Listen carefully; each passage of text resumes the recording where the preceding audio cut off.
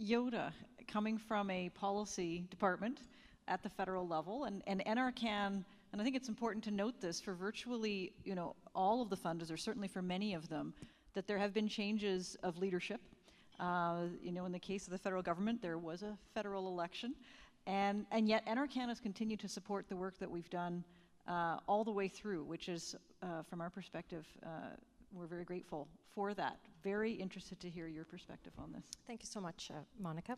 First, I want to thank you for embarking on this initiative and tackling the issue of public confidence, which is really at the heart of energy decision-making in Canada, and as we're seeing playing out in real time as we meet here today.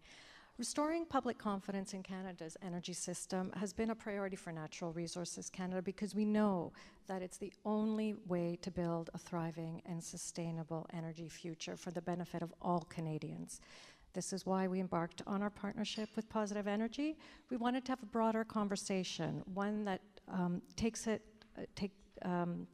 public confidence, want to have a broader dialogue on what it takes to achieve the public confidence required to achieve energy projects in Canada. So we decided to take the conversation outside of government and into the academic setting, where we could explore the full range of issues that are having an impact on confidence. And this in turn, of course, would inform steps needed by government, industry, non-government organizations, and society to develop better, more informed decision-making processes around energy projects. So what's our experience been like? Well, we certainly have not been disappointed. Our experience with the Positive Energy experience has been productive and fruitful. The research conducted has been pragmatic and solutions-oriented, and that has provided us with valuable insights into what it takes to achieve public confidence in energy decision-making in Canada.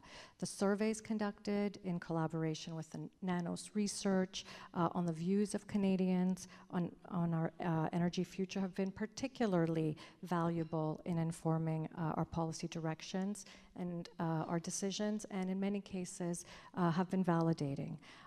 The broad level of engagement through symposia and other events has been thought-provoking and allowed us to consider all points of view.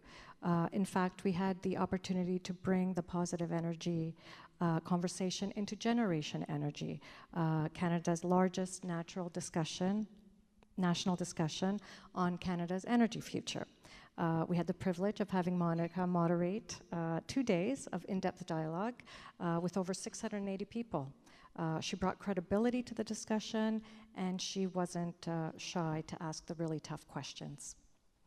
So what have we learned? Well, I'd say that public confidence is something that you earn over time through openness, honest dialogue, transparency, evidence-based decision-making, including Indigenous knowledge, and concrete actions, all of which work together to build trust.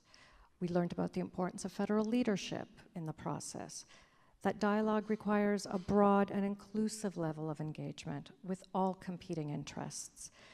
It's about having the courage to have the difficult conversations, as Minister Carr mentioned last night, where not everyone will agree, but everyone will be heard, and everyone's voices are going to be considered.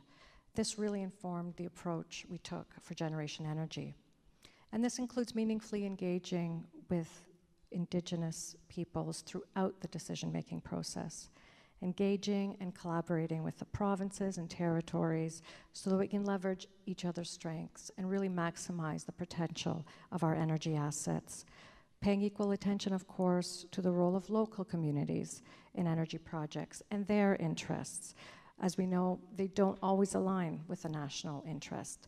So we've taken all of this, and it really has informed our policy work going forward. You will see it reflected in Bill C-69, the new legislation introduced by the Government of Canada that will make changes to Canada's environmental assessment and regulatory review system.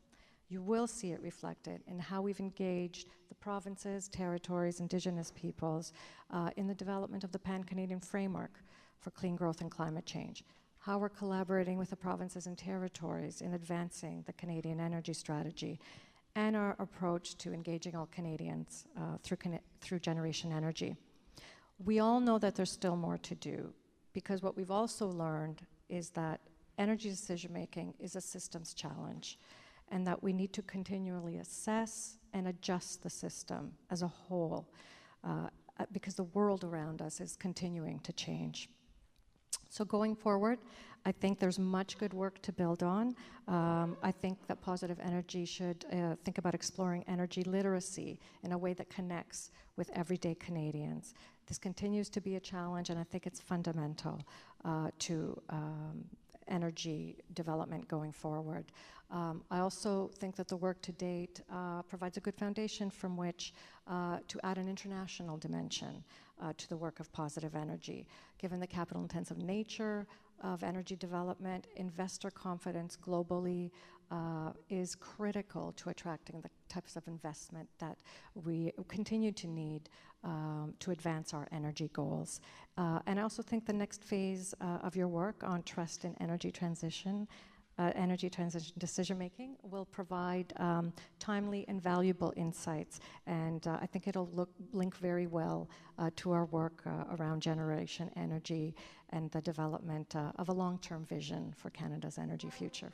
Thanks. Thank you so much, Yiota.